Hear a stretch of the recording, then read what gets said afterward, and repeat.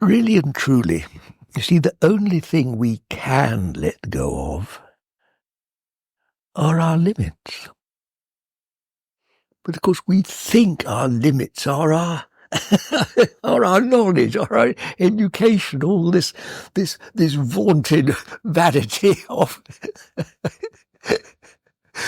of human existence. You see, yes, we love it. We're totally conditioned to think this way.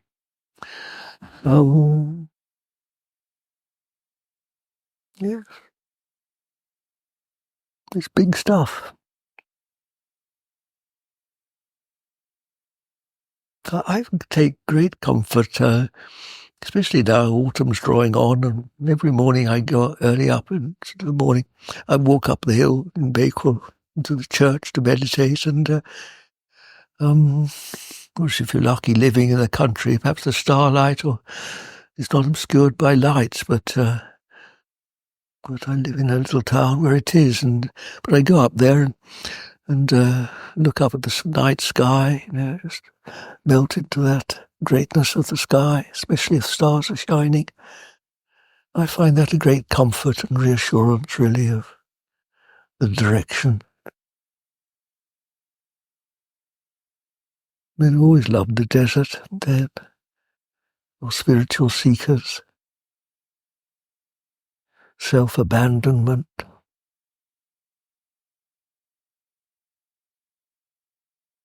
There's another medieval mystical book, isn't it? It's Self-Abandonment, Divine Love.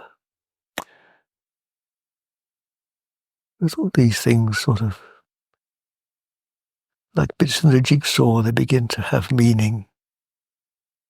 But I assure you, my dear, in all my years of meditation, I've never met anything, not once, bad or frightening or destructive. It's nothing but pure goodness. And ever,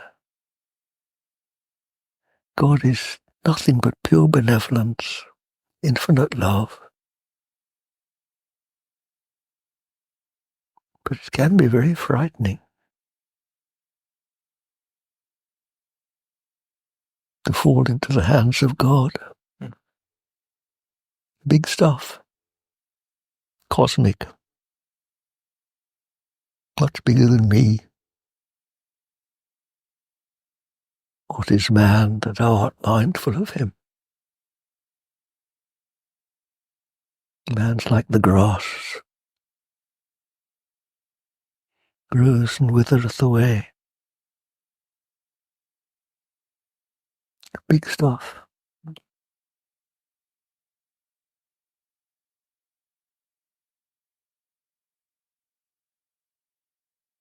Just come back to this presence, you see.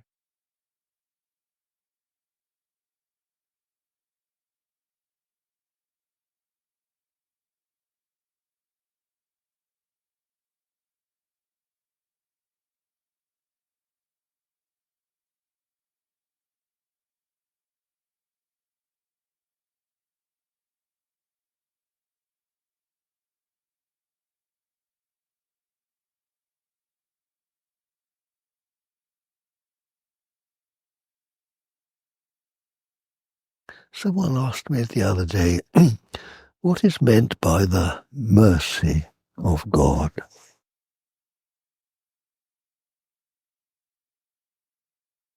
Well, just experience it for yourself, you see. Just be informed by what is present.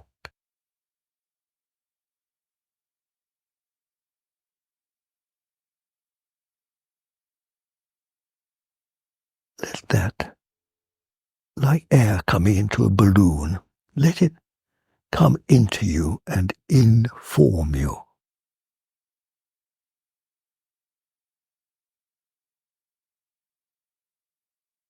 Because this is the true teaching. that doesn't come through man. It's natural. This information. Now just feel how it's infinitely healing, isn't it? It's like the gentlest of balms. Soothes away all your agitation, your problems, your questions, all the tensions and stresses of life. First of all in ourselves, and then in the whole world. The infinite comfort.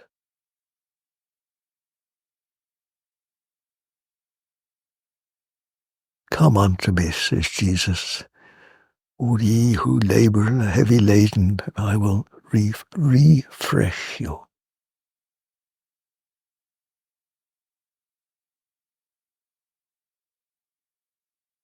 The peace, the infinite love we're all yearning for. In fact, the life that never fails.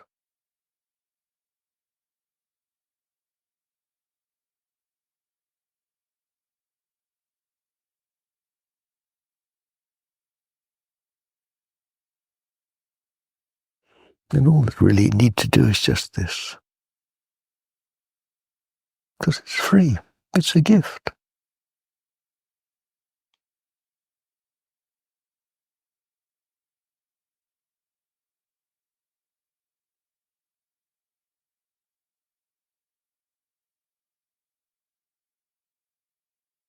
We just need to come out of our little prisons, you see.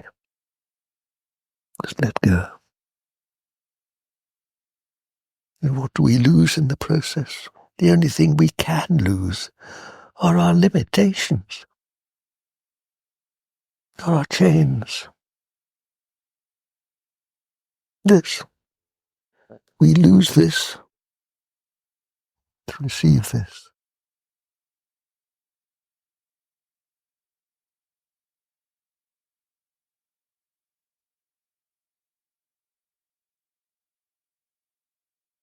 I listened to there was an interesting video I saw the other day on YouTube. There was some American general or admiral or something talking about the recruits at a high-powered military school where he was an instructor, and talking about the value of making the men make their beds every morning. And of course, they had to make their beds properly, the blankets properly, just like I was taught in the army. Neat and tidiness, folding your clothes, cleaning your boots, and everything in order. Your comb and razor and everything in place. He put that right at the top of the requirements to be a good soldier. Mm-hmm. Yeah. It's a funny fashion these days of living sort of casual and untidiness and throwing things all over the place. But it's in my experience, it's a questionable habit. Very occasionally, Dad would haul us all off to Sunday church, but with an unwilling family, I don't think he was that keen. He'd rather get back to his painting, so it didn't last for long. Mum never cared for church people.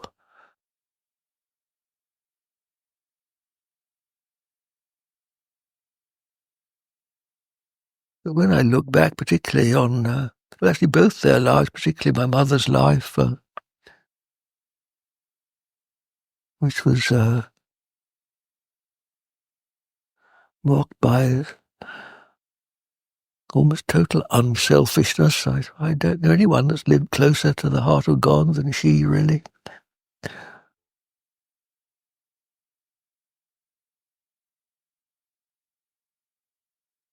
It's always very interesting. The ones that Jesus chose as his disciples, they weren't the top dogs, were they? They were the bottom ones, and it's often from the most unlikely people that turn out to be Well, who are we to say who's closest to God? It's not for us to judge, is it? But from what we can see of other people's lives, the real heroes, the really best people you come across are often the least noticed, the least sung, aren't they? Now, in this great stillness, this presence, it's only one, isn't it? One for all of us. It's like an ocean of presence that contains us all in its arms, isn't it? Within its everlasting arms. This infinite comfort, this infinite loving, the love of God.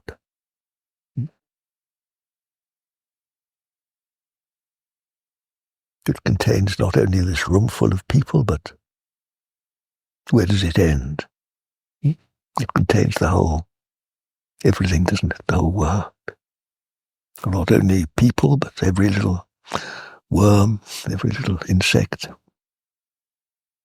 All things great and small.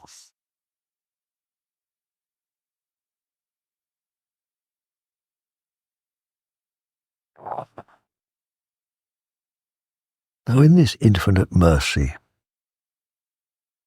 it may seem a bit unnecessary to say, God bless Mummy and Daddy, doesn't it? Or God bless whoever we want to bless. But of course, a normal human experience is not like this. Normal human experience is very much like this, isn't it? In other words, absent from God. And here we may well reach out comforting words that we picked up from the Bible and say, God help coronavirus or something, or God help the Afghans, refugees. You turn back to this and you realize that, in a way, this rather supersedes that, doesn't it?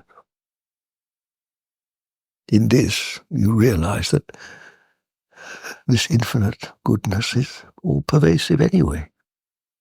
I don't have to do anything about it except turn from ignorance, turn from darkness to light. Now, the structures of what are traditionally taught as prayers, I was taught as a little child before I knew anything about what I'm talking about now. Of course, we're taught to say our prayers, which apparently is a good preparation. We sort of begin this process of turning back.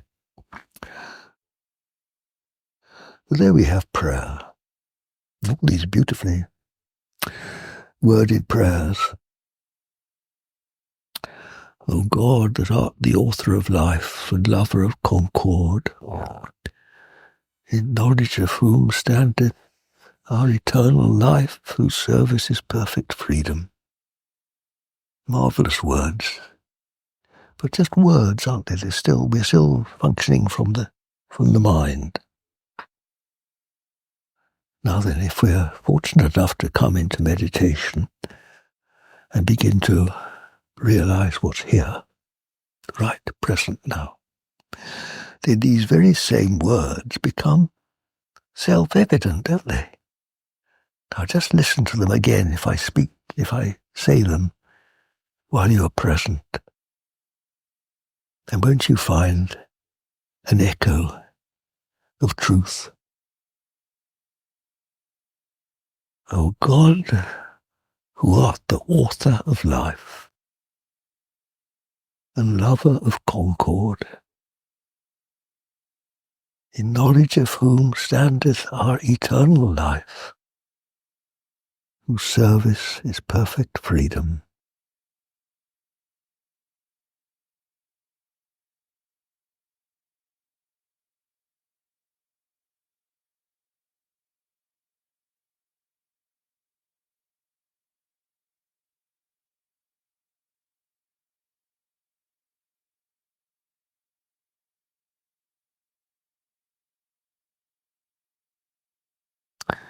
You know the old saying, practice what you preach. And so we gradually come to put into practice what as children we learn at school. And so prayer, like everything else in life, is a development. We grow in prayer. Prayer develops. At some stage in the process, for some people, they remain at that level the whole of their lives. They never grow beyond it, really. With others that come into this greater work, find the one merges into the other. Whether you call it by another word, or you just the word prayer just expands. What does it matter? What are words anyway? You don't have to call it anything, do you? What happens to words when we merge into this infinite stillness? Words are things, creatures of this world, aren't they? And you'll move up into a level where there are no words, where the language is silence. And the only language is what you can call the language of the heart.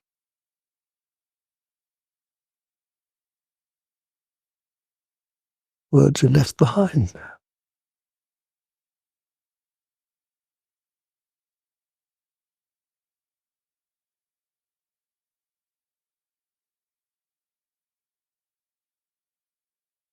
See, when I look at you, I can see your faces. Some of your minds are still thinking, but some of you are not. Some of you are just looking. Well, there is the level of communication of thought to thought, of words to words. There's the level of communication which is just eye to eye, heart to heart.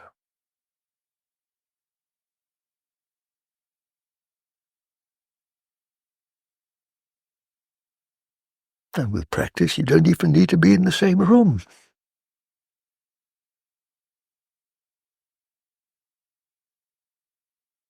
How can Jesus say, I'm with you always?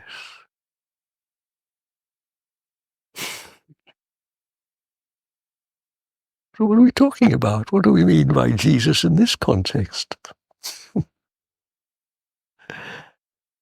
I am with you always.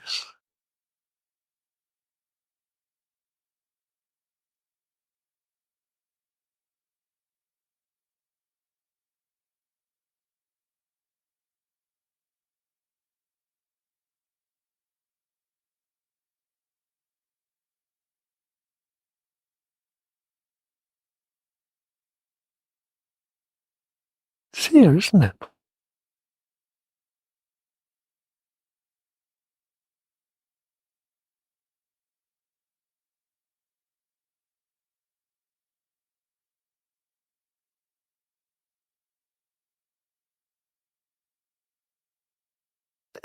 The Bible's dead clear about this. We live under the, how does it put it?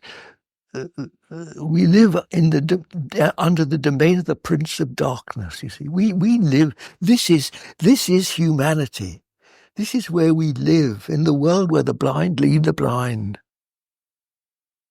Absolutely. And so this greatest of adventures, this culmination of life, which is this transition from preparatory to high school, or out of mortality into immortality.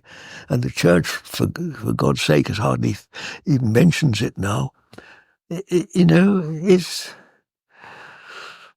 almost forgotten, isn't it?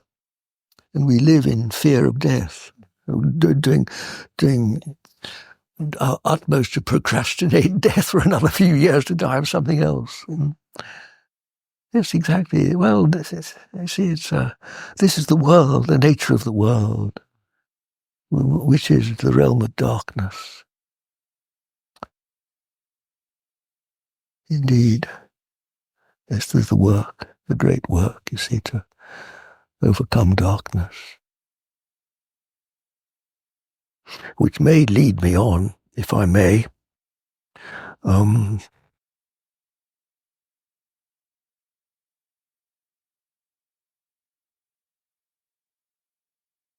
to bring in another one of my favorite themes, which is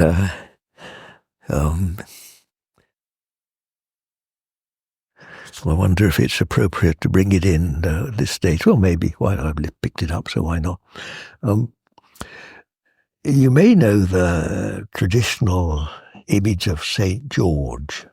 Now, the story of St. George is that there was a pretty girl who was being threatened by a dragon, and so he was summoned to help. And how do we face the dragons of this world, the works of darkness, in other words? How do we deal with this? Now, it's interesting that most of these images of St. George, he's depicted as a muscular man with a weapon in his hands to slay the dragon, and blood all over the place, the act of war. But a true icon is quite different to that. And if this is a traditional Russian icon, you may know I've got a strong Russian connection.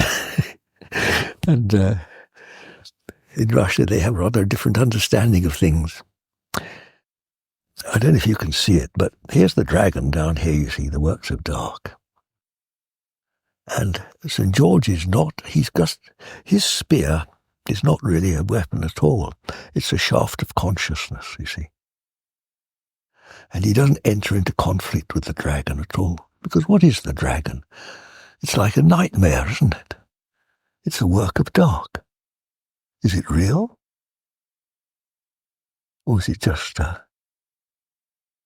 work of dark? Now, if you go into a dark room, what do? You switch on the light. And then what happens to the dark?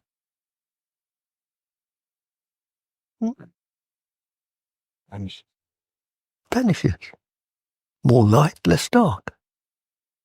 Simple as that, isn't it? When you wake up from a bad dream, what happens to it?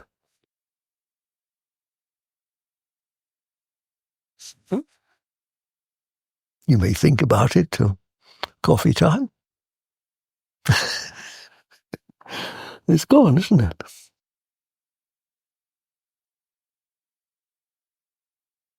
A great lesson.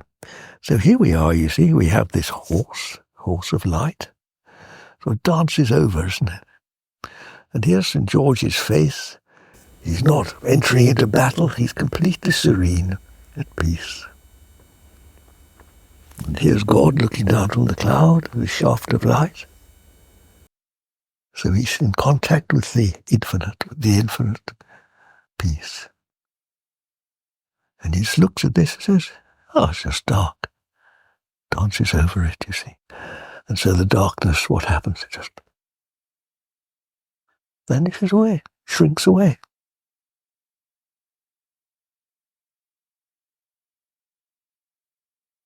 Now, how do monsters grow? How does coronavirus become a monster?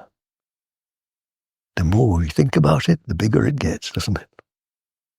The more the media dwells on it, the bigger it gets. But we haven't thought about it much this morning, have we? So what's happened to it?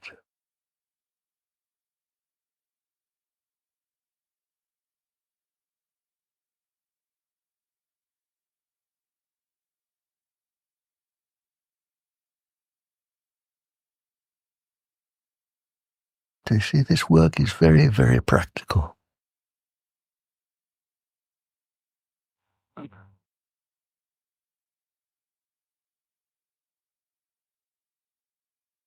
Of course, we're brought up to the realm of weapons of I must sort out the world.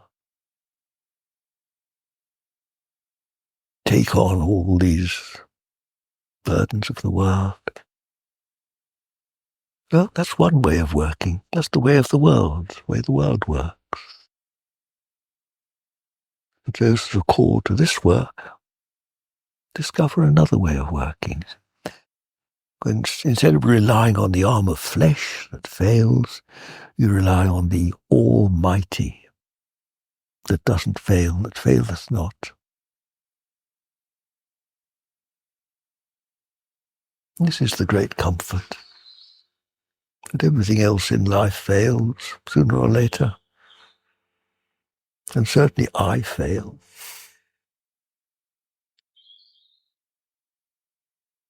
So ultimately, we find the best thing we can do is to surrender to that which faileth not. Even if sitting here in the room, we apparently overcome the works of darkness, what about the others that apparently don't?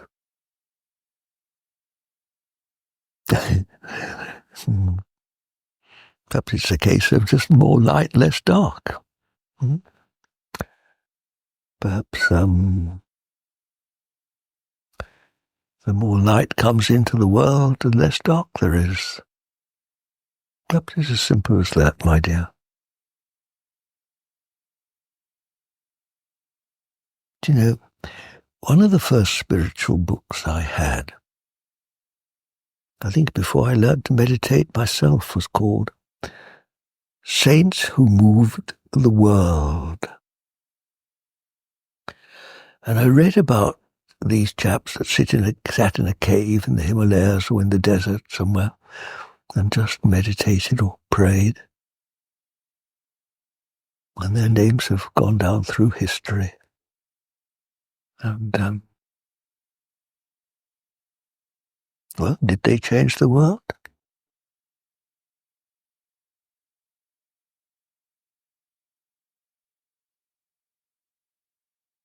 Well, the author of this book obviously thought they did.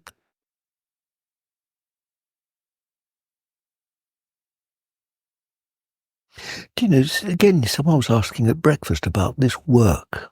How did it start? Well, was it this interview with ConsciousTV and Phil coming onto the scene? And without Phil, I'd still be an unknown man. I wouldn't be sitting here in front of you.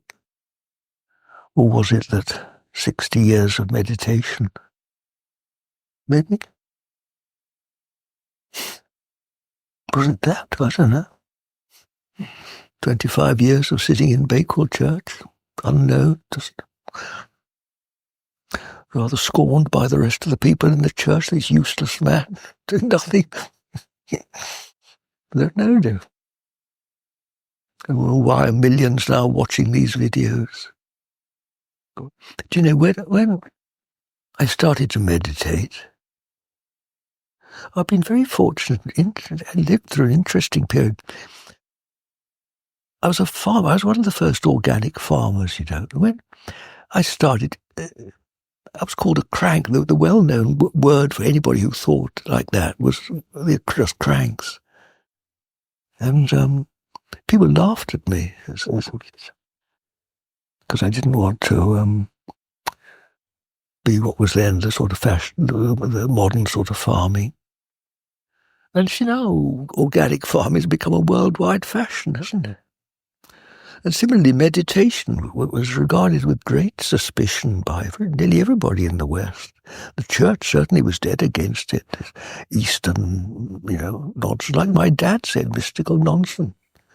And now meditation is, you know, the millions were looking at it, not only my videos, but also hundreds of gurus on the internet, aren't there? Everybody talks about meditation. It's very odd how things change in life. So God knows, dear, I don't. God works in mysterious ways, as you say.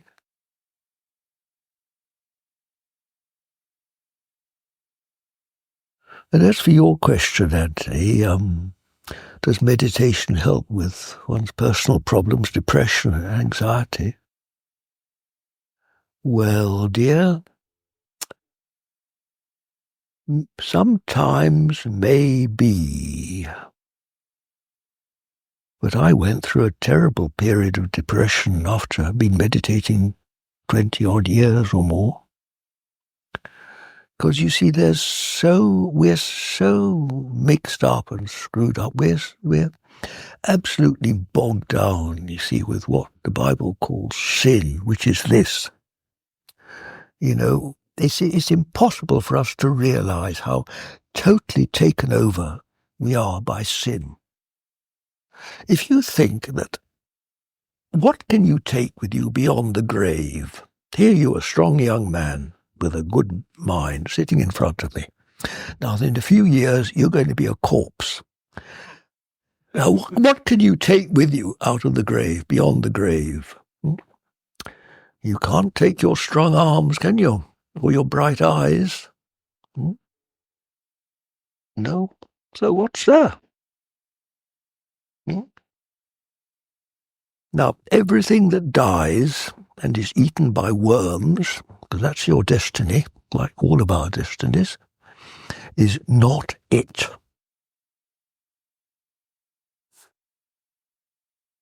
There you are. If you want to know what sin is, it's what dies. The wages of sin is death.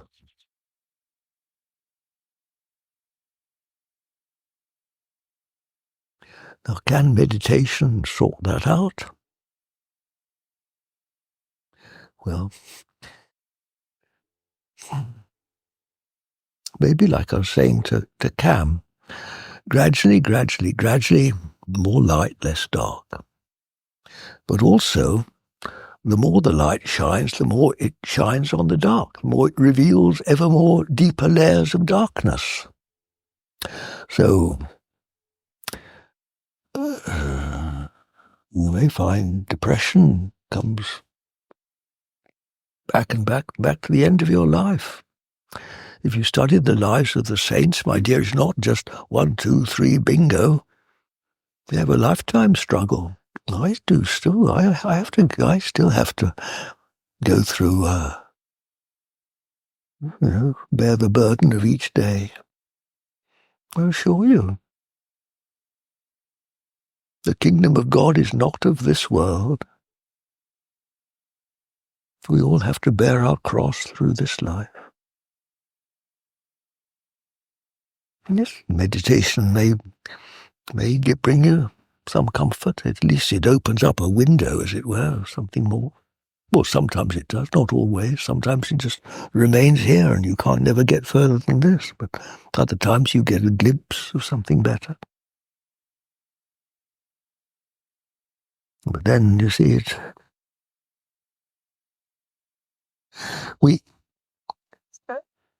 as much as acquiring light, we have to realize the mess we're in. You can't let go until you realize it. We let go what we can let go, which is our awareness of what there is at any one time. And then there's more and more and more and more and more.